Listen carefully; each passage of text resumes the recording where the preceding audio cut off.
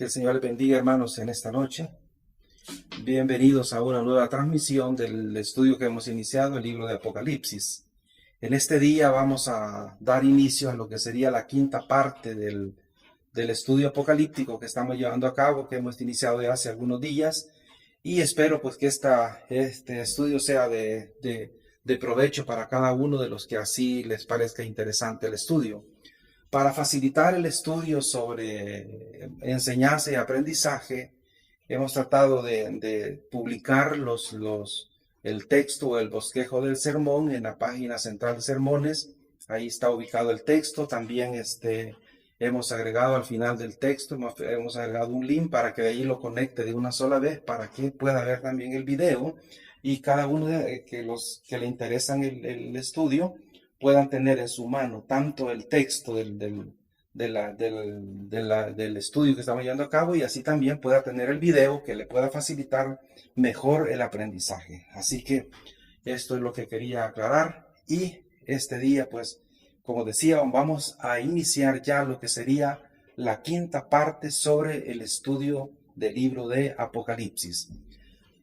Este estudio, para esta parte, vamos a iniciar del capítulo 1 y el versículo 9 hasta el versículo 20. Sin embargo, vamos a tratar de fraccionar esta parte 5 y vamos a hacer una parte 6 para estos versículos. Y ahora este día únicamente vamos a estudiar lo que serían solamente dos versículos, nada más, que sería el versículo 9 y el versículo 10 del capítulo 1 del libro de Apocalipsis que estamos llevando para este estudio, que le decía que es la quinta parte. Así que vamos a tratar de entrar allá a estos versículos. Le decía, solamente dos versículos vamos a analizar para este día. Le damos lectura a lo que nos dice la palabra en el capítulo 1 y el versículo 9. Dice así la palabra: Yo, Juan, vuestro hermano y copartícipe vuestro en la tribulación, en el reino y en la paciencia de Jesucristo, estaba en la isla llamada Patmos por causa de la palabra de Dios y el testimonio de Jesucristo. Yo estaba en el Espíritu en el día del Señor y oí detrás de mí una gran voz como de trompeta. Esos van a ser los dos versículos que vamos a analizar para este estudio, y espero de que sea de bendición para cada uno de los que estamos involucrados en el quehacer de la palabra de Dios. Vamos a llamarle como un subtema a esta parte, que es conocida ya en el ambiente teológico como la visión inaugural. En esta etapa, Juan nos presenta lo que se conoce como la visión inaugural del Cristo glorificado.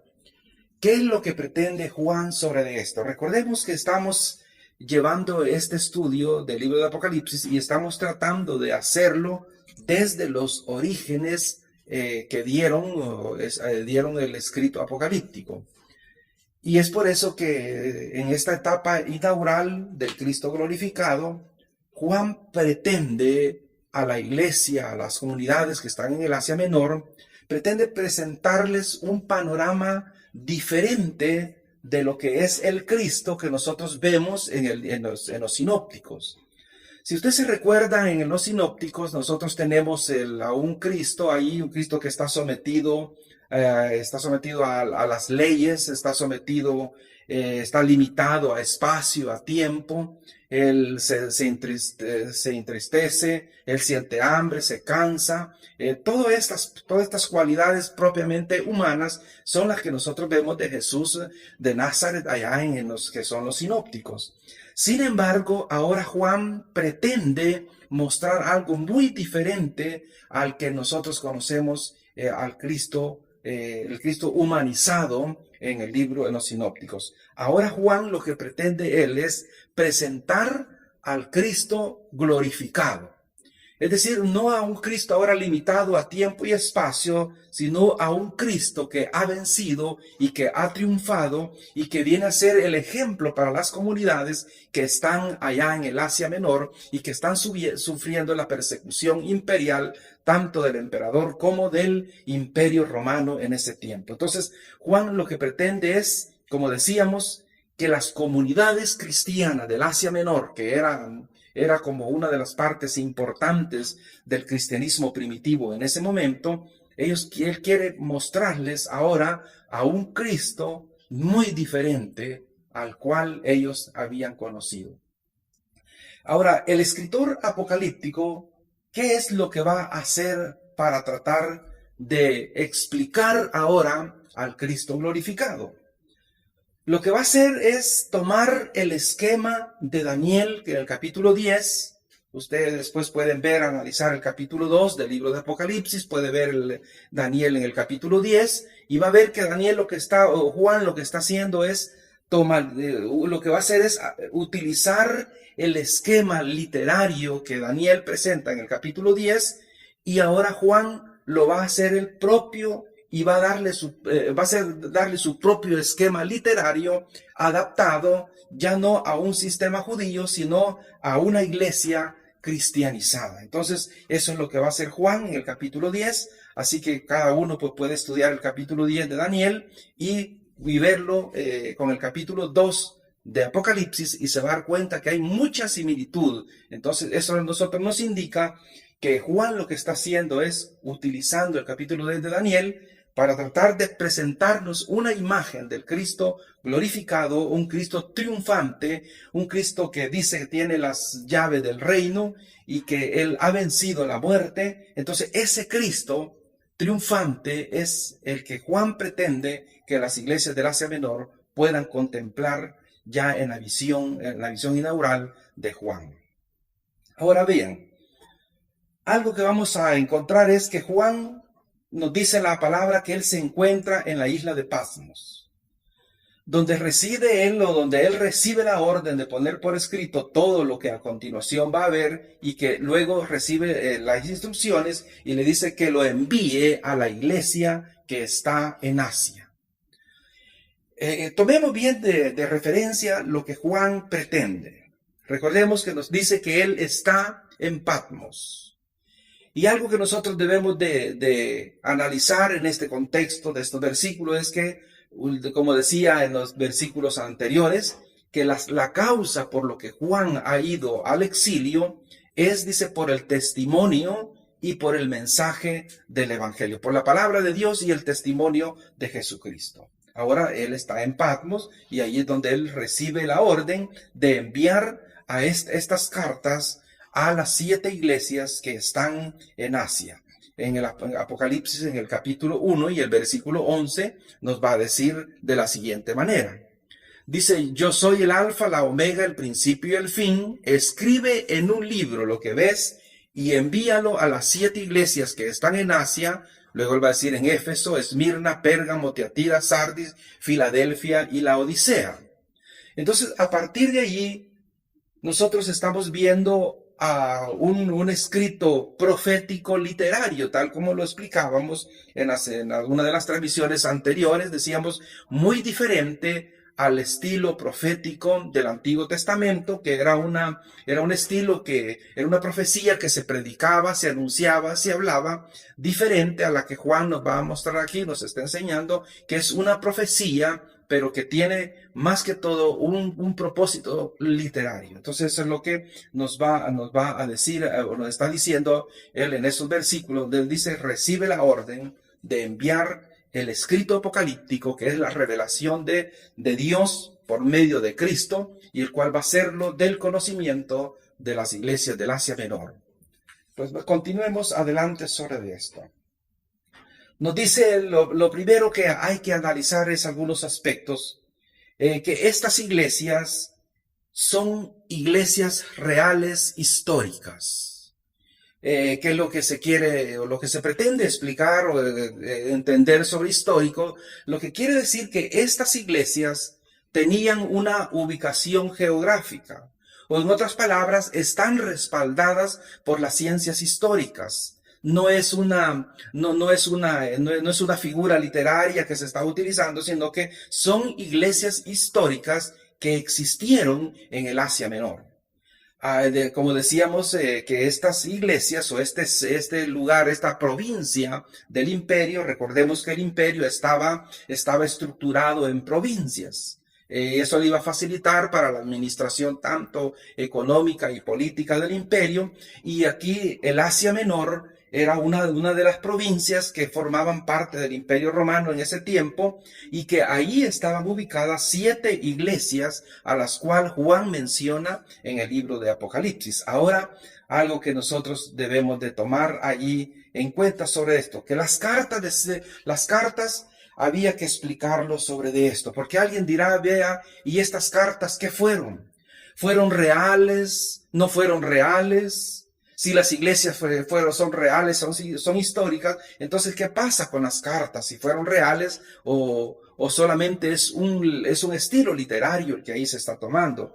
Pues voy a explicarles sobre de esto. Las cartas que nosotros vemos allí no son reales. Vamos a explicar por qué sobre esto. Porque lo que circuló en el Asia Menor en ese tiempo no solamente fueron las cartas, sino que circuló todo el contenido apocalíptico que Juan nos está hablando desde el capítulo 1 hasta el capítulo 22. Entonces, las cartas que ahí se ven solamente es un estilo retórico, el cual el escritor toma, pero que circula en todo el Asia Menor, circula lo que es todo el escrito apocalíptico. Ahora, ¿qué es lo que va a hacer Juan ahí sobre esto? Porque las cartas decíamos que funcionan como una proclamación profética al estilo hebreo. Se recuerdan que el escritor hebreo del Antiguo Testamento, él decía, mire, así dice Jehová. O si no decía, mire, vino palabra a mí de Jehová. Entonces ahora Juan va a tomar parecido a ese estilo profético, al estilo hebreo, pero él lo va como a adaptar de una forma más cristianizada que al estilo judío. ¿Qué es lo que él va a decir? Él usa la palabra en cada una de las cartas que él va a explicar. Él usa su palabra, así dice. ¿Cómo es que cómo es que él toma esa referencia ahí? Si nos recordemos en las cartas, él dice, así dice el que se pasea en medio de las 7 iglesias. Así dice el que tiene la espada de 2 filos. Así dice el que tiene en su diestra las 7 estrellas. Entonces, vea qué es lo que está haciendo el escritor apocalíptico. Está tomando él una referencia al estilo, a una proclamación profética, al estilo hebreo, y lo está él como contextualizando de una forma más cristianizada para los propósitos que él tiene para la iglesia o para las iglesias del Asia Menor. Por eso es que explicábamos esto en las primeras transmisiones y decíamos que parece ser que el escritor apocalíptico conocía muy bien el hebreo, porque él, a pesar de que estaba escribiendo en griego, pero él se ve como que se está pensando en hebreo, porque él va haciendo traducciones del hebreo hacia el griego, y luego él va dándole el estilo literario al libro de Apocalipsis. Ahora bien, decíamos que todo el escrito apocalíptico es el que circula en el Asia Menor. Esto quiere decir que este libro de Apocalipsis no solo llegó a 7 iglesias del Asia Menor, sino que llegó también aún a aquellas iglesias que Juan no menciona en su libro, en su escrito apocalíptico.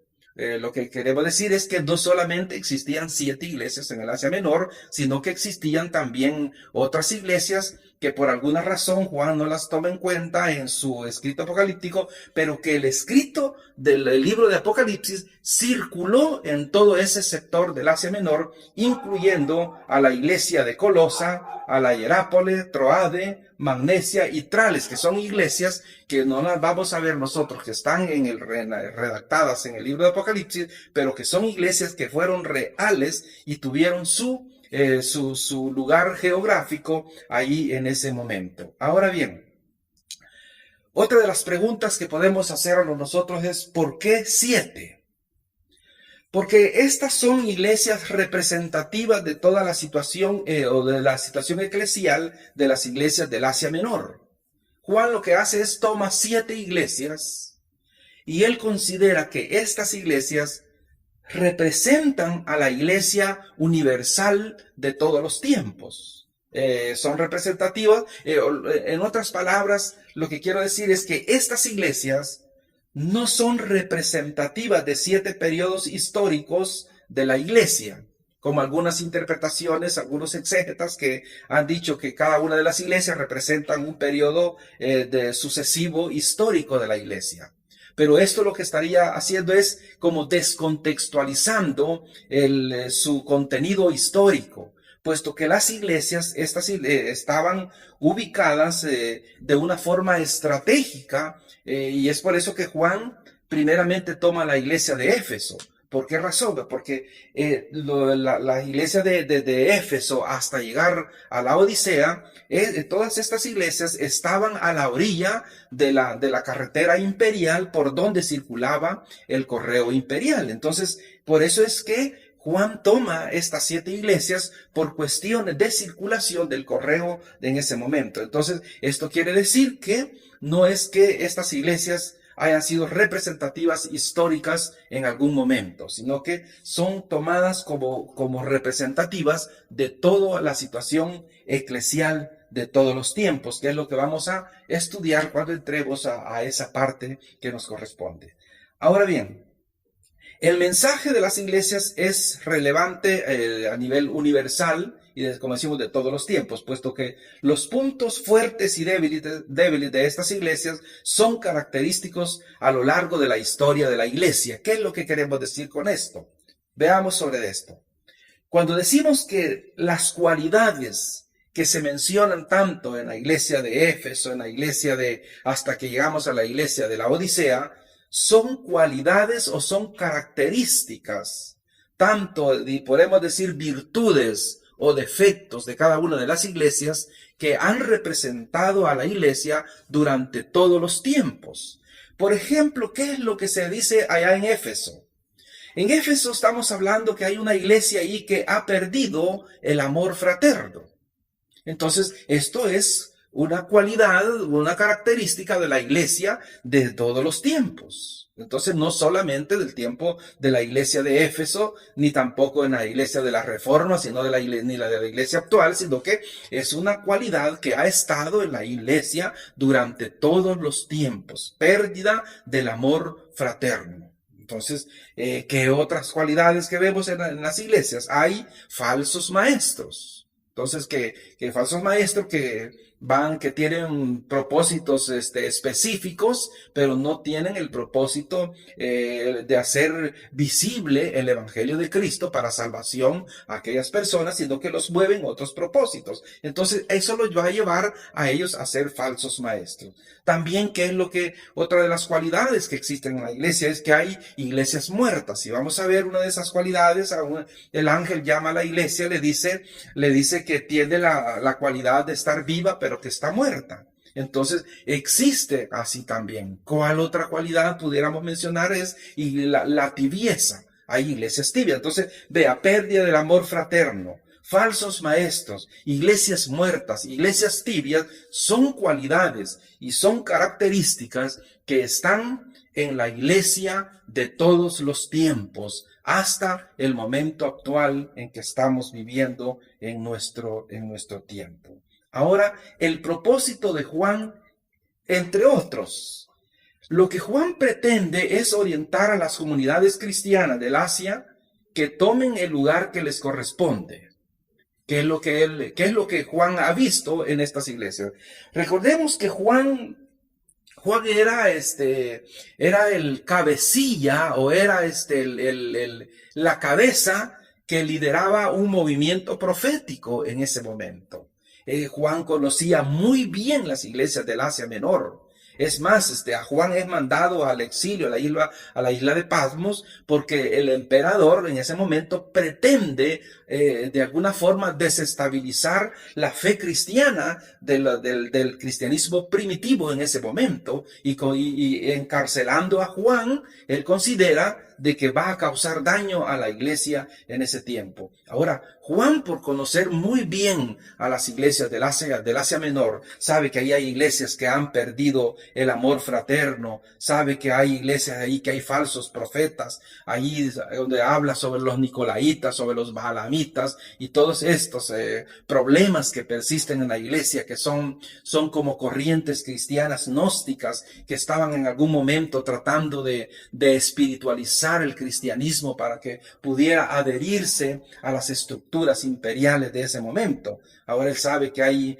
iglesias muertas, iglesias tibias. Entonces, con su mensaje apocalíptico, Juan lo que pretende es que la iglesia del Asia Menor en ese momento y la iglesia del presente de todos los tiempos sea una iglesia que pueda retomar bien el rol que le corresponde en este mundo por ser la iglesia de Cristo Jesús, la portadora de la luz del Evangelio de Cristo.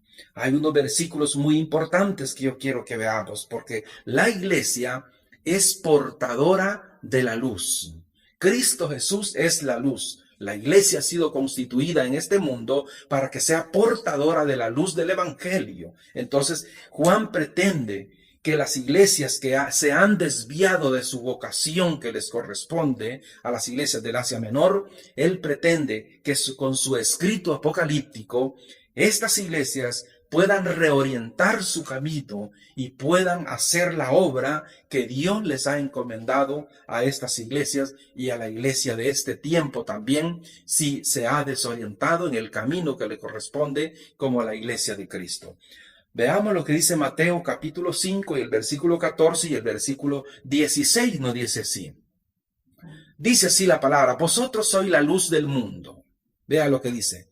Una ciudad asentada sobre un monte no se puede esconder, ni se enciende una luz y se pone debajo de un almud, sino sobre el candelero y alumbra a todos los que están en casa. Ahora vea lo que el ejemplo que Cristo toma y dice ahora: así alumbre vuestra luz delante de los hombres, para que vean vuestras buenas obras y glorifiquen a vuestro Padre que está en los cielos. Así, dice él, alumbren vuestras buenas obras. Entonces, lo que pretende es que la iglesia, que ha perdido su primer amor, que ha perdido ese amor fraterno, la iglesia vuelva a retomar en cuanto a los inicios de su vida cristiana. La iglesia de Éfeso, cuando estuvo el apóstol Pablo allí aproximadamente ministrando en la iglesia de Éfeso como unos 42 meses más o menos. Entonces, en ese momento la iglesia tenía un amor fraterno muy fuerte. Entonces, Juan con su escrito, él pretende que esta iglesia vuelva a retomar nuevamente el trabajo que le corresponde. Es una iglesia de Éfeso, una iglesia que se identifica muy bien con la iglesia del tiempo presente. Por eso que en otros estudios vamos a profundizar más sobre esto, porque quiero que comparemos la iglesia de Éfeso con la iglesia actual. Una iglesia de Éfeso muy fuerte en el trabajo evangelístico, una iglesia muy fuerte en su trabajo eclesial, con buenos proyectos evangelísticos, buenos proyectos eclesiales, pero lo más importante, el problema que ellos tenían era, habían perdido el amor fraterno, y eso es lo que Cristo Jesús cuestiona a la iglesia de Éfeso. Por eso es que ahora Cristo viene y dice en su escrito, dice: así alumbre vuestra luz delante de los hombres, para que vean vuestras buenas obras y glorifiquen a vuestro Padre que está en los cielos. Ahora bien, si la iglesia deja de cumplir esta tarea, la razón de ser de la iglesia habrá desaparecido. Veamos lo que dice Apocalipsis 2:5, nos dice así: recuerda por tanto de dónde has caído. Entonces, que recuerde a la iglesia de Éfeso. Acuérdate de hace unos 40 años atrás, cómo era la iglesia, cómo se amaban los unos con los otros, cómo se ayudaban entre ellos. Por eso le dice, mire, recuerda de dónde has caído, y que le dice, y arrepiéntete y haz las primeras obras, pues si no, vendré pronto a ti y quitaré tu candelero de su lugar si no te hubieses arrepentido. Quitaré tu candelero de tu lugar. Lo que pasa ahí es que la iglesia de Éfeso era con la caída con la destrucción de Jerusalén y todo el cristianismo, el problema que se da allí. Entonces, esta iglesia de Éfeso tenía un lugar muy importante en el ministerio eclesial. Entonces, ¿qué es lo que le está diciendo ahora el escrito, el mensaje ahí? Mire, si no se arrepiente, si no comienza a hacer las obras que se le están anunciando ahí, entonces va a perder el lugar que le corresponde. Entonces vea, estas iglesias, como decíamos en un momento, geográficamente estaban sobre la vía romana por donde circulaba el correo imperial. Entonces es posible, decíamos, que pues esta haya sido una de las razones por la que el apóstol Juan va a tomar a estas iglesias y va a tomarlas de una forma representativa para la iglesia del Asia Menor y para la iglesia universal de todos los tiempos. Vamos a estudiar los versículos que le decía allí en el versículo 9 y el versículo 10. Vamos a analizar o a estudiar estos versículos. Primero, diciendo sobre esto, es que en este versículo Juan no solamente identifica a sus lectores, sino que también nos da un marco de referencia histórica de su llamamiento profético. Así que vamos a analizar ahí algunos detalles sobre esto. Veamos lo primero. Versículo 9 dice así: yo, Juan. Veamos esa palabra que tiene mucho poder y mucho significado en el estudio que estamos llevando a cabo. Yo, Juan. Lo que vamos a analizar ahí y lo que podemos entender es que Juan escribe desde su propio nombre. Diferente a otros escritos apocalípticos que escribieron bajo la sombra de personajes legendarios históricos. Como por ejemplo para explicar el caso de Moisés, Enoc, Esdras, Baruch. Todos estos escritores apocalípticos escribieron bajo la sombra de estos personajes literarios para tratar de darle más fuerza al contenido o a su escrito apocalíptico. Van a tomar el nombre de Moisés, como que si Moisés fue el que escribió, como que si escribió Enoc, como que si escribió Esdras, o como que si escribió Baruch, pero no escribieron ellos, sino que van a utilizar esa pseudonimia. Entonces, eso es lo que hace la diferencia con el escrito apocalíptico de Juan, porque él dice, yo Juan. Juan no está utilizando un nombre legendario, sino que él considera que su mensaje apocalíptico radica en la revelación de Jesucristo, porque eso es lo que él dice en el versículo 1, la revelación de Jesucristo. ¿Y qué dice él? Que recibió de Dios para que fuese transmitidos a las iglesias del Asia Menor. Entonces, eso es bien importante, algo que nosotros podemos ver en el caso de Juan, cómo lo difiere de otros escritos apocalípticos. Recordemos que la literatura apocalíptica surge más o menos por el año 165 antes de Cristo y llega hasta por ahí por el segundo siglo después de Cristo. Entonces, por eso es que se considera que no existe un escritor Moisés, no escribió Enoc, sino que estos son personajes legendarios que existieron siglos atrás, pero que el escritor utilizó la pseudonimia de ellos. Ahora, Juan con su mensaje pretende ayudar, animar y fortalecer a las comunidades cristianas ante los poderes anticristianos de su momento.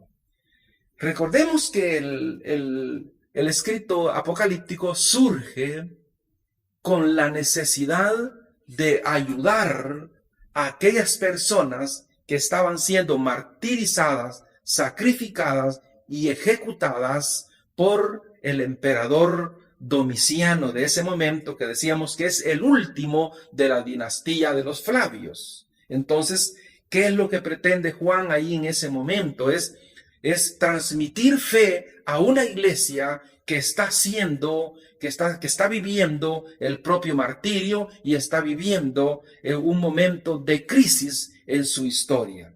Entonces, con este escrito apocalíptico, Juan pretende ayudar a estas personas, darle fe y decirles a ellos que así como Cristo venció y así como Cristo aparece en su visión inaugural, entonces con eso les piensa decir que ellos también van a vencer de la misma forma.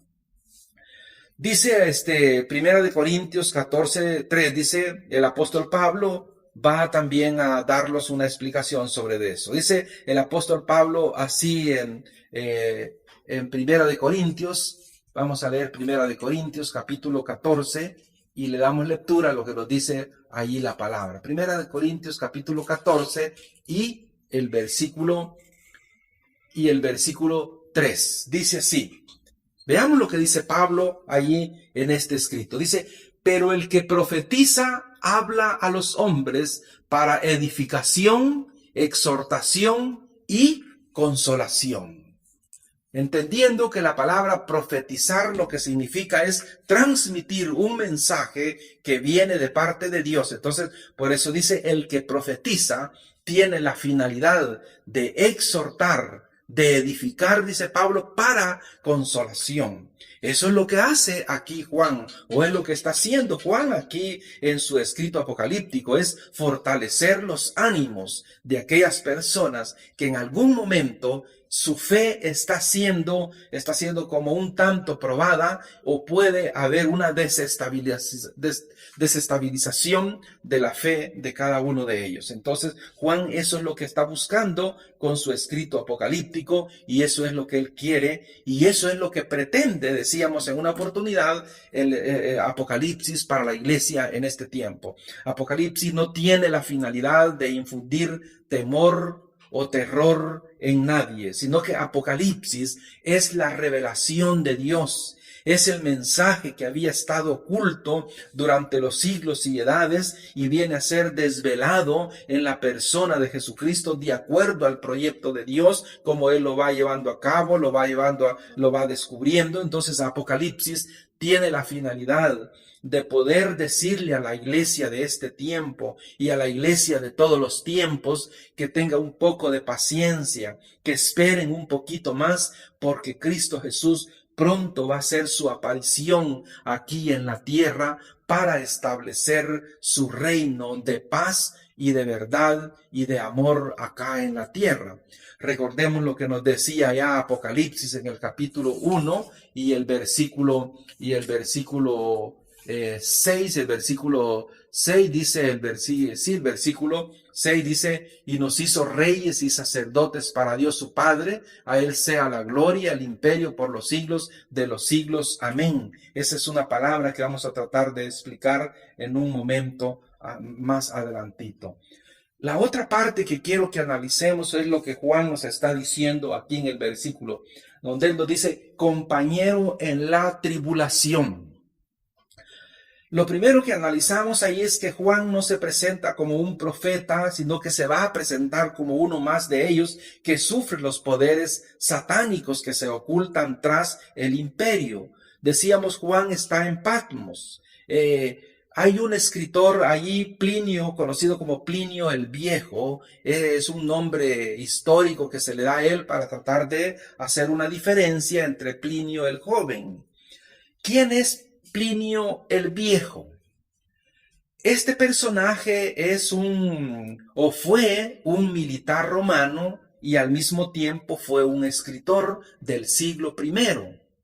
Y él en sus escritos dice que Patmos es una isla rocosa, una isla sin vegetación, es una isla muy diferente a lo que es ahora en este momento, pero en ese tiempo, así dice Plinio el Viejo, es una isla rocosa. Entonces Juan está allí precisamente, dice él, a causa de la palabra de Dios y el testimonio de Jesucristo. Juan lo que quiere allí es dejar muy bien claro que las razones que lo han llevado a él son muy diferentes a otros compañeros que él pudo haber tenido ahí en ese lugar que estaban pagando alguna condena, pero él es diferente. Dice, yo estoy, dice, por esta y estas razones. Entonces, ahí es donde está Juan en el exilio, en un lugar en un lugar de desierto. Por eso él le está diciendo a ellos allí, mire, yo soy, le dice, un compañero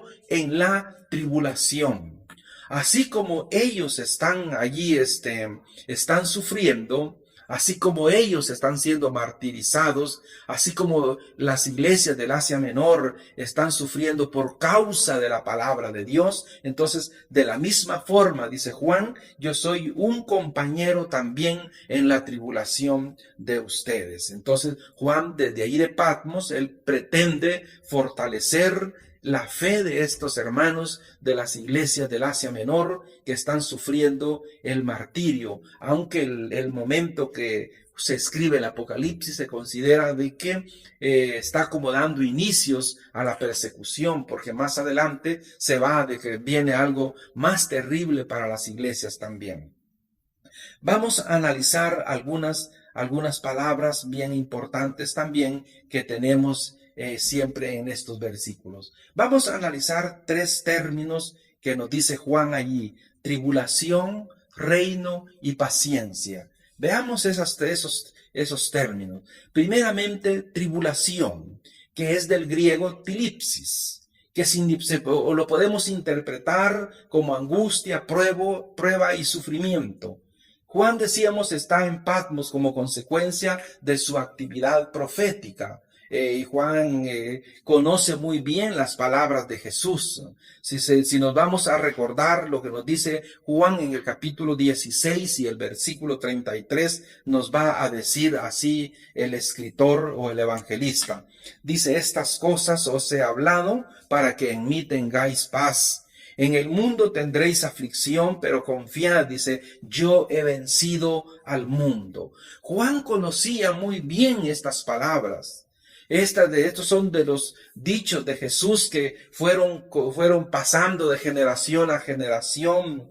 Es posible, pero que llega a ser parte del conocimiento de Juan, y él considera de que Jesús ha vencido y él venció, como lo hemos dicho en otras oportunidades, venció dejándose vencer. Ahora bien, ¿qué es lo que Juan pretende decirles a ellos? Mire, aquí está el Cristo glorificado. Mire, aquí está el Cristo resucitado. El Cristo que despreciaron allá, que en algún momento dijeron, mira, y no es este el carpintero, que no es este el hijo de María. Así lo tratan, y recordemos que en una cultura puramente patriarcal, a un hijo varón no se le podía llamar por el nombre de su madre, porque era una ofensa hacia él.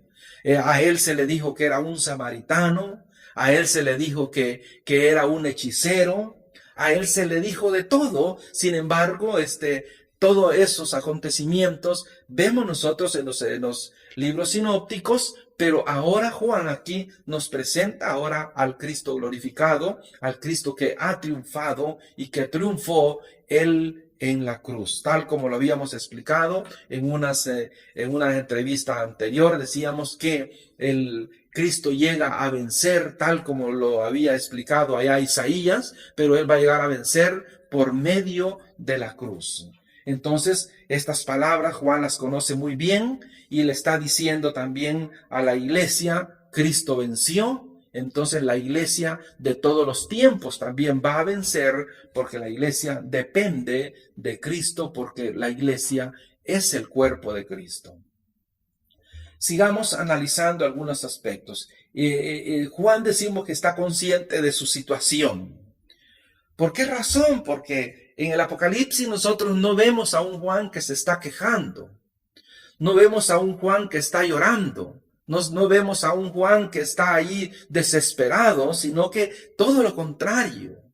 Un hombre que está siendo martirizado por el imperio, pero aún así su cualidad, su servicio hacia la obra de Dios no se ve limitado, sino que desde allí Él va a fortalecer a las iglesias que están en el Asia Menor. De la misma forma como lo está haciendo Pablo allá en Roma, preso él ahí en una casa, pero desde allí él manda sus cartas para ayudar a algunas comunidades cristianas en el desarrollo y el crecimiento espiritual. Ahora Juan lo está haciendo de igual forma. Entonces él no está triste él allí, sino que todo lo contrario, él se siente muy agradecido con Dios por lo que él está viviendo, lo está viviendo, dice él, por causa de la palabra de Dios y el testimonio de Jesucristo.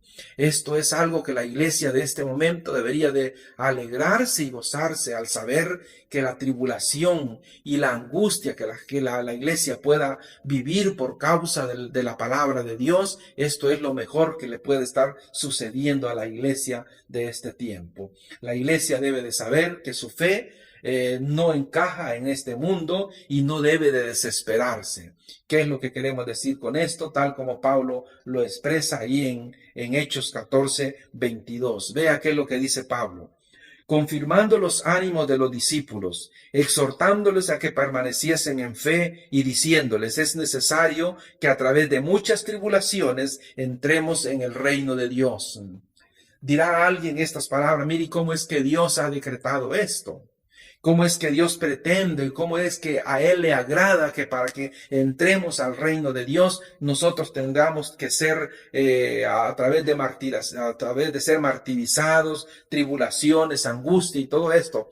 No es que Dios así lo quiera, sino que hay que entender esto, que la iglesia actual está en medio de un mundo en el cual los ideales y las estructuras de la iglesia no encajan en las estructuras y los ideales de un mundo que no puede entender el misterio del evangelio. Entonces, cuando hay este choque de situaciones, entonces la iglesia tiene que sufrir esta situación. Por eso es que el apóstol Pablo a la iglesia de Roma en el capítulo 12 le hace un llamado y le dice, mire, y usted, iglesia, no se acomode a las estructuras de este mundo. Porque el mundo piensa de una forma, más la iglesia debe de pensar de otra forma diferente, de acuerdo al contexto de lo que Dios pretende que la iglesia pueda pensar y conducirse en este mundo. Entonces, la iglesia debe de tener muy bien en cuenta que su fe nunca va a ser, no va a ser compartible con este mundo. Entonces, esto lógicamente va a llevar a algunos conflictos y de alguna forma la iglesia podrá sufrir algunas consecuencias acá. Pero la iglesia debe tener su paciencia porque esto está llegando ya al final de la historia. Lo que hemos estado viendo en este tiempo, las situaciones que está viviendo la iglesia a nivel del mundo, esta enfermedad que ha cobrado la vida de muchas personas, está destruyendo económicamente países, está destruyendo económicamente familia, pérdidas de trabajo, pérdidas de empleo, pérdidas de empresas y todo esto puede de alguna forma causar daño, pero hay que tener en cuenta que el momento de la iglesia en este mundo está llegando ya a su parte final. Cristo muy pronto va a hacer su aparición, así como lo dice allá Apocalipsis, dice el versículo 7 del capítulo 1, dice, he aquí que vienen las nubes y todo ojo le verá, y los que le traspasaron y todos los linajes de la tierra harán lamentación por él. ¿Qué es lo que está diciendo? Que Cristo Jesús en su primera venida no fue entendido. En su primera venida sus prerrogativas divinas estaban como veladas y por eso que muchos no entendieron que el Mesías, Jesús de Nazaret, era el enviado de Dios. Pero ahora dice, en su segunda venida, cuando Él vaya a hacer su aparición visible en este mundo, dice Él, todo ojo le va a ver, independientemente de su fe, creyó o no creyó, va a entender y va a ver a el Mesías triunfante en este mundo. Ahora bien, ¿por qué dice la palabra? Dice, harán lamentación todos los linajes de la tierra.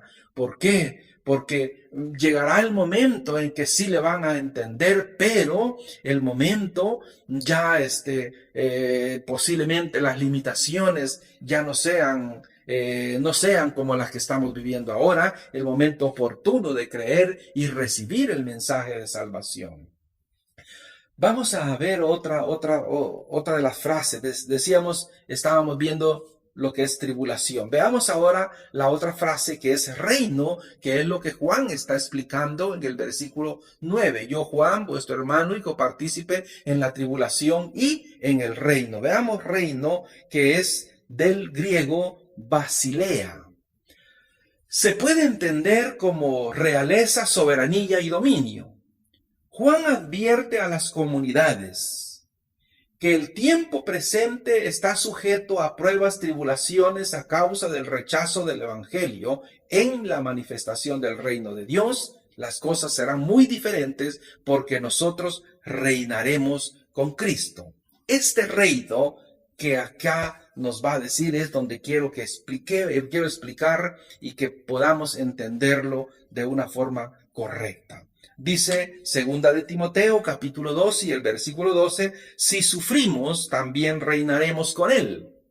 Si le negáremos, él también, dice el apóstol Pablo, nos va a negar. Ahora bien, en la última transmisión número 4, decíamos algunas frases que estuvimos analizando allí, algunos títulos cristológicos, como el testigo fiel, primogénito de los muertos y soberano de los reyes de la tierra.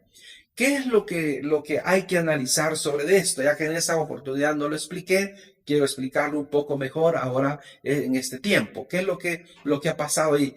Que Jesús viene y él con su obra que lleva a cabo acá en la tierra de manifestar, de hacer visible el mensaje del evangelio para el cual Dios su Padre lo envió a este mundo, él da su vida, muere, resucita, y luego esta obra que él hace, le da lo que se conocen como títulos cristológicos, y a él se le dice que es el testigo fiel, el primogénito de los muertos y soberano de la tierra, que son títulos que Jesús recibe a través de la obra de su muerte y resurrección. Ahora, estos títulos cristológicos tienen gran relación con la iglesia, porque la iglesia también recibe de parte de Cristo en su momento de muerte y resurrección también. La iglesia recibió, como lo dice la Escritura, el versículo 6. Vea qué es lo que dice. Y nos hizo reyes y sacerdotes para Dios su Padre. A él sea la gloria, el imperio por los siglos de los siglos. Amén. Vamos a tratar de explicarlo con un versículo del apóstol Pablo en Colosenses 1:13. Dice así: el cual nos ha librado de la potestad de las tinieblas y trasladado al reino de su amado Hijo. ¿Qué es lo que sucede o lo que sucedió con esta aclaración que el apóstol Pablo nos está dando? Pablo nos está diciendo lo siguiente: que Cristo Jesús, con su muerte y su resurrección, lo que él ha hecho es que nos ha sacado a todos los que le hemos recibido, los que hemos creído a su nombre, que él es Cristo Jesús, quien murió por nosotros y nos liberó de las ataduras del pecado. Dice la Escritura, él nos sacó del reino de las tinieblas. Es decir, él nos sacó de un lugar, de un reino de esclavitud, y nos llevó y nos trasladó, dice, al reino de su amado Hijo. Ahora, ¿qué es lo que vamos a entender con esto?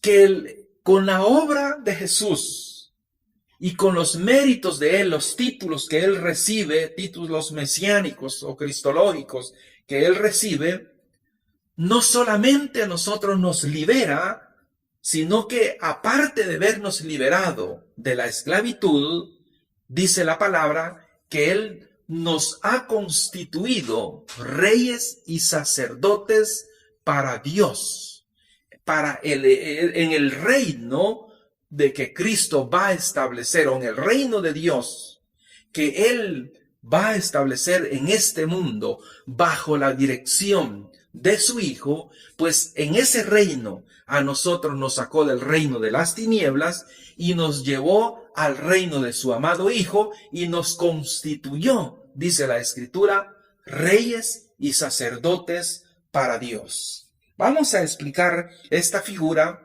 que tiene una connotación histórica también en el caso de alguna de las leyes romanas. ¿Qué era lo que pasaba? Cuando había muchos presos políticos que al ser derrotados se llevaban cautivos hacia el país que los tenía en cautiverio. Ahí permanecían cierto tiempo. Pero con el transcurso del tiempo, si alguien quería liberar a estos presos políticos, venía un representante de su país, del país de origen de estos reos, y llegaba y pagaba la deuda que ellos que cobraban por el cautiverio, y luego estos presos quedaban en libertad, y había una ley romana que obligaba que estos presos políticos volvieran a su lugar de origen. Ahora, ¿cómo entendemos ahora Colosenses 1:13? Muy perfectamente. ¿Por qué razón? Porque nosotros éramos también esclavos o prisioneros en el reino de las tinieblas. ¿Qué fue lo que Dios Padre hizo? Envió a su Hijo a ese reino para pagar el precio que allí cobraban por nosotros, y usted sabe que el precio fue la sangre de Cristo. Y Él pagó el precio, y ¿qué fue lo que sucedió? Nos llevó al reino de su amado Hijo. Y ahora, ¿qué pasa allí? Ahí viene y nos da a nosotros el derecho, o nos confiere el derecho de ser reyes y sacerdotes para Dios su Padre. Ahora bien, dirá alguien, pero mire, yo no veo nada aquí, pues yo igual veo todo. Tiene razón, pero vean lo que dice Primera de Juan, capítulo 3 y el versículo 2, me parece, si no me equivoco, dice, hermanos, dice, ahora somos hijos de Dios. Pero aún, dice él, no se ha manifestado lo que hemos de ser. ¿Qué es lo que va a suceder en el reino o al final de la historia? Tal como lo explica Daniel allá en el capítulo 2 y el versículo 43, por ahí más o menos, dice que una piedra cae de un monte, le pega a la imagen donde están representados los poderes dominantes de la historia. Pero de estos poderes, dice, no queda nada, acaba con todos ellos y se va a establecer el reino de Cristo. Entonces, cuando llegue ese momento histórico, y cuando digo histórico es que va a ser en este tiempo, es decir, en nuestra propia historia, no estoy hablando que va a ser algo digamos, fuera de este contexto histórico, sino en nuestra historia, Cristo gobernará y allí usted y yo, todos los que le recibimos, vamos a ser, dice, reyes y sacerdotes en ese reino que Dios Padre ha constituido por medio de Cristo y la iglesia que estará allí también. Por eso, si usted se recuerda al apóstol Pablo, en una oportunidad, él decía, mira, las aflicciones del tiempo presente, decía, no se comparan con la gloria venidera que ha de venir para nosotros. Entonces Pablo lo que le está diciendo a las iglesias, mire, usted sufra con paciencia un poco más y espere el tiempo, porque su tiempo va a venir. Entonces, eso es lo que le podemos decir también a la iglesia de este tiempo. Debe de tener un poco de paciencia, tenga fe, siga adelante, no vaya a dar marcha hacia atrás, porque este reino va a ser establecido y usted estará allí y será rey y sacerdotes para Dios Padre. Y esto no estamos tan lejos, esto está ya a las puertas. Recuerdes que lo que hemos estado viviendo últimamente en esta historia, todo lo que se está viviendo es parte del cumplimiento profético que la palabra del Señor nos está diciendo. Cuando nosotros vayamos ya allí por el capítulo 6 de Apocalipsis, cuando comencemos a analizar las primeras 4 bestias que cabalgan, vamos a darnos cuenta que estas son los poderes dominantes que han estado a lo largo de toda la historia, entonces que han gobernado el mundo, pero que después vamos a observar que estos desembocan en la muerte y después vienen los juicios de Dios, porque a pesar, aunque nosotros estamos viendo ahora en este tiempo que pareciera que es el mal el que está triunfando, pero no es el mal el que va a vencer, sino que al final quien vence es Cristo. Y lo vamos a ver en el capítulo 19 siempre de Apocalipsis, cuando nosotros veamos que Cristo Jesús hace su aparición montado en un corcel blanco, tal como lo dice la Escritura. Pues Juan está hablando desde su contexto histórico. Era un símbolo que los vencedores cabalgaban en los corceles blancos. Entonces, lo que está diciendo ahí, vea, Cristo viene a este mundo, tal como lo dice, con un nombre escrito, Rey de Reyes y Señor de señores. Entonces ese momento va a llegar y es lo que la iglesia debe de esperar con mucha paciencia. No debemos de dejarnos de vencer por el mal. El mal está latente ahorita en el mundo. Recordemos que así como los poderes satánicos se ocultaban tras el Imperio Romano, los poderes satánicos siguen todavía ocultándose detrás de los gobernantes de este mundo que están manipulando las cosas a nivel mundial. Recordémonos de que vivimos en una situación donde los poderes que gobiernan este mundo están cada día haciendo lo que ellos quieren, pero no son ellos los que van a vencer, no son ellos los que van a triunfar, sino es Cristo quien va a vencer. Vamos a analizar esta otra parte que es lo que nos dice la palabra en la paciencia de Cristo. Nos dice así del griego, nos dice hiponomé en leson. Lo que quiere decir esa palabra la podemos entender como resistencia en Jesús. Juan está expresando que la persecución domiciana la están viviendo en Jesús, este desafío al que se enfrentan por ser representantes del reino de Dios. Esto es lo que quiero que usted como iglesia debe de saber. Que el momento que nosotros estamos viviendo, lo estamos viviendo en las manos de Cristo, lo estamos viviendo en Jesús. Cuando Juan les dice allá a la iglesia, cuando él está llamando en esta frase, le dice en la paciencia de Cristo, le está diciendo a la iglesia, mire, ustedes comunidades cristianas del Asia Menor, el momento de persecución que están viviendo por Domiciano, por el imperio, lo están viviendo, pero en Cristo. Entonces la iglesia de todos los tiempos está viviendo su situación difícil, lo está viviendo, pero siempre en Cristo. Entonces esto lo que quiere decir es que Dios no se ha olvidado de la iglesia. No se ha olvidado, así como no se olvidó de la iglesia del Asia Menor, tampoco se ha olvidado de la iglesia de acá de El Salvador, ni la iglesia del mundo entero, sino que la iglesia está viviendo su momento de terrenal, una iglesia que es militante hasta el día de ahora, donde no ha alcanzado la perfección, pero esta iglesia sigue viviendo su situación histórica, la vive en Cristo Jesús. Entonces, esto a nosotros debe de fortalecernos y ayudarnos para entender que lo que vivimos, lo vivimos en la paciencia de Cristo, tal como lo dice Juan a la iglesia del Asia Menor. Ahora, que vamos a explicar esto desde un punto teológico. ¿Cómo es que la viven? ¿Cómo es que nosotros vivimos en Jesús? Porque podrá decir a alguien, mire, ¿cómo es que la iglesia vivió su persecución en Cristo allá en el Asia Menor? ¿Cómo es que la iglesia ahora puede vivir también su situación en Cristo? Recordémonos que la iglesia ha sido salvada y ha sido incorporada al cuerpo de Cristo. ¿Cómo se da cómo es que se da esta incorporación? Quiero explicarlo así.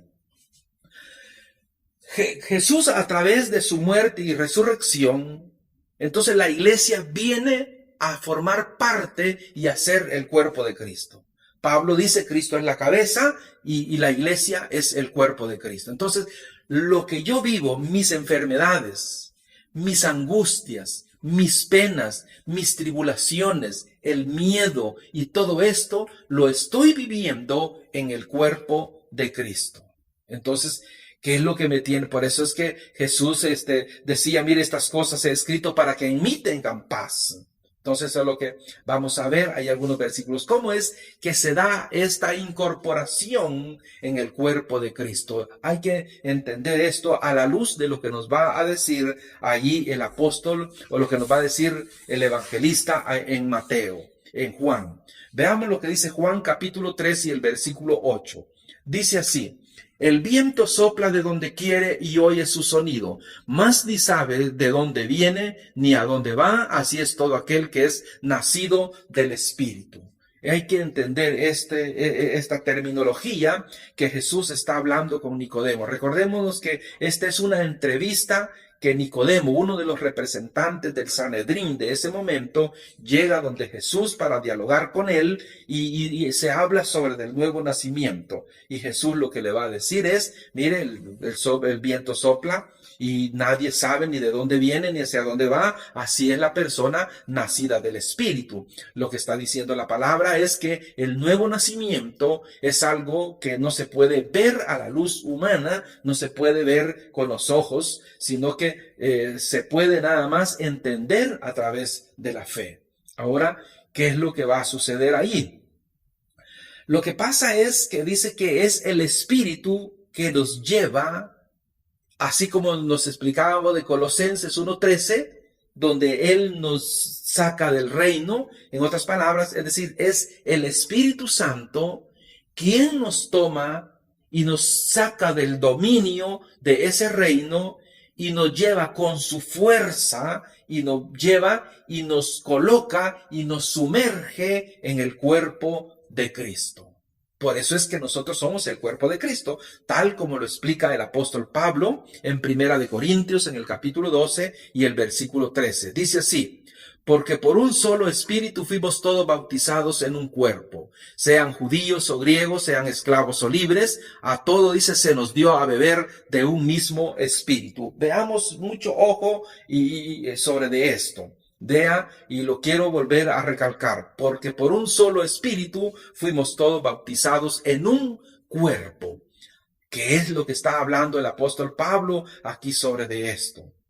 Que el bautismo en el Espíritu consiste en que es el Espíritu quien me toma y me lleva y me sumerge al cuerpo de Cristo. Entonces, ¿qué va a pasar ahí? Todo lo que yo voy a vivir en este mundo como persona humana, lo voy a vivir en el cuerpo de Cristo. ¿Por qué razón? Porque el Espíritu me bautizó y me llevó y me sumergió al cuerpo de Cristo. Ahora hay que analizar esto. Pablo lo expresa como el bautismo del Espíritu. Por eso es que algunas veces sobre de esto hay bastante confusión, aunque este no es un estudio de un tratado de neumatología, pero quizás hay que explicarlo un poco esto para poderlo entender. Cuando el apóstol Pablo, cuando nosotros hablamos sobre el bautismo en el Espíritu, o el bautismo del Espíritu, se está refiriendo a que nosotros hemos sido incorporados en un solo cuerpo, tal como dice Pablo, porque por un solo espíritu fuimos todos bautizados en un cuerpo, que dice, sea judío, sea griego, esclavo, libre. Todos hemos sido colocados en un solo cuerpo. A eso es lo que entendemos como el bautismo en el Espíritu Santo. No es como lo hemos entendido, se nos han dicho algunas veces. Entonces, no es así. Ahora, ¿cómo lo vamos a entender?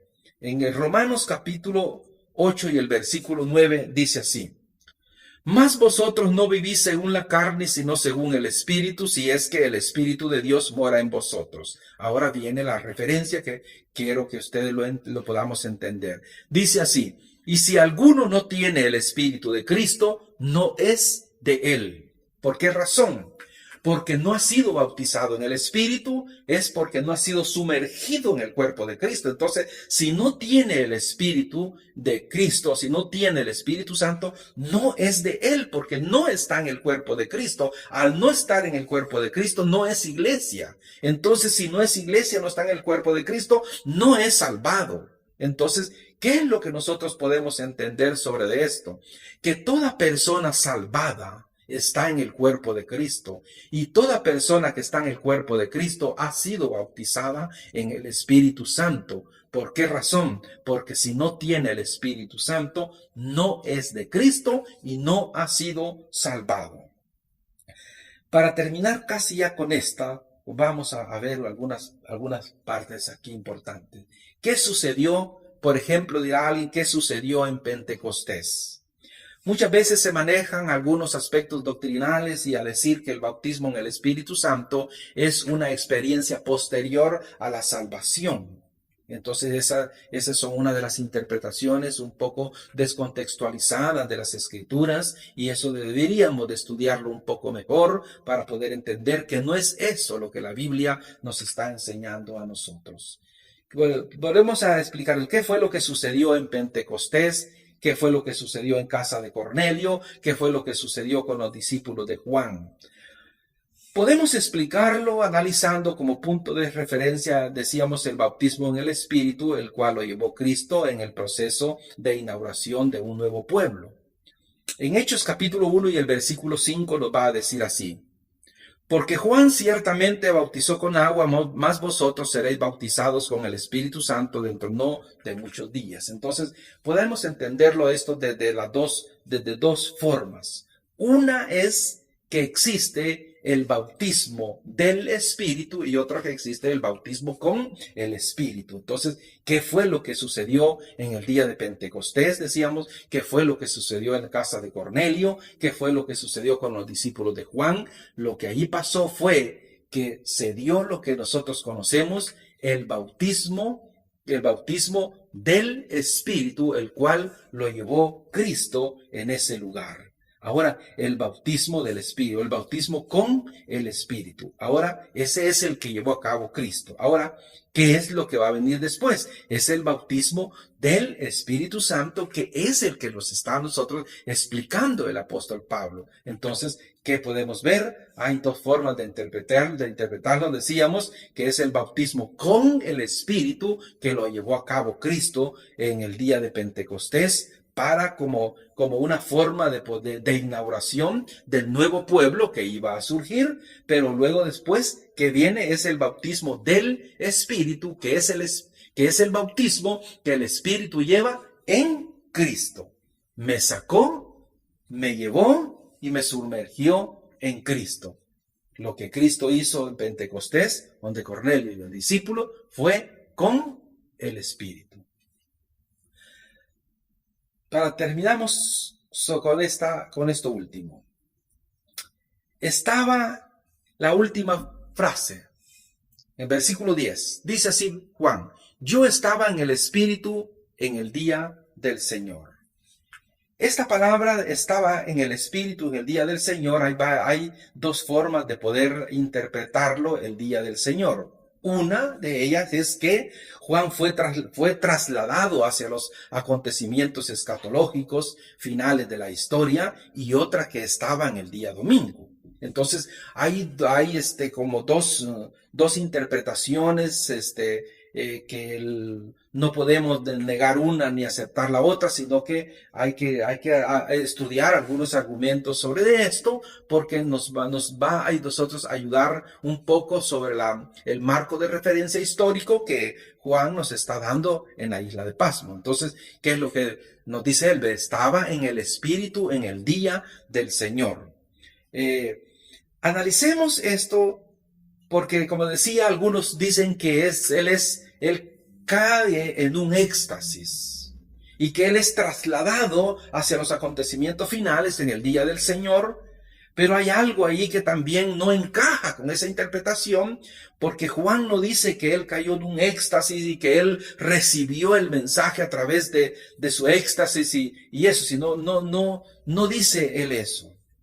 Ahora bien, hay otra interpretación que se dice que es el día pudo haber sido también el día domingo. Entonces, analicemos algo de la parte histórica sobre de esto. Porque parece que Juan está utilizando, primeramente podemos decir, Juan está utilizando una forma profética. Porque él se recuerda lo que decía los profetas. Decía él, un profeta cuando iba a escribir, él decía, y el Espíritu de Dios vino sobre mí. Eso es lo que decía el profeta. Entonces, posiblemente Juan también esté utilizando esa misma fórmula, pero él lo esté trasladando de una forma más cristianizada, y él lo explica, dice, estaba yo en el Espíritu en el día del Señor. Posiblemente sea esa interpretación, pero hay algo que como un poquito más, diríamos, más contextualizado hacia las situaciones históricas de ese momento. Porque si nosotros nos recordamos, el emperador había decretado un día para adorarle y se llamaba como el Sebaste. El Sebaste era el día decretado por el imperio donde se le debía de rendir culto y adoración al emperador. Si se recuerda que el judaísmo tenía el día sábado como el día de adoración, y el cristianismo toma el día domingo. Entonces, quiere decir que si nosotros tratamos de interpretar el día del Señor en contraste con el día del emperador, entonces estaríamos diciendo que Juan se refiere al día domingo como el día en que él estaba cuando recibió la revelación de parte de Dios. Entonces, ¿qué es lo que dice la última frase del versículo? Dice, y oí detrás de mí una gran voz como de trompeta. Eso es luego de ahí, ¿qué es lo que va a hacer Juan? Él ahí va a tratar ya de explicar o de contextualizar su propio estilo literario que él va a tomar del capítulo 10 de Daniel y lo va a presentar en su propio lenguaje y en su propio estilo. Pero es lo que vamos a explicar en la próxima transmisión. Por ahora nos quedamos hasta aquí en este último versículo y vamos a retomar del versículo 11 hasta el versículo 20 en la próxima transmisión. Pero recordándoles también lo que decía a un inicio, que el bosquejo de cada una de estas partes, estamos analizando el libro de Apocalipsis, están también publicadas en la página de Central de Sermones. Ahí está el vínculo para que de una sola vez lo conecte hacia el video, y también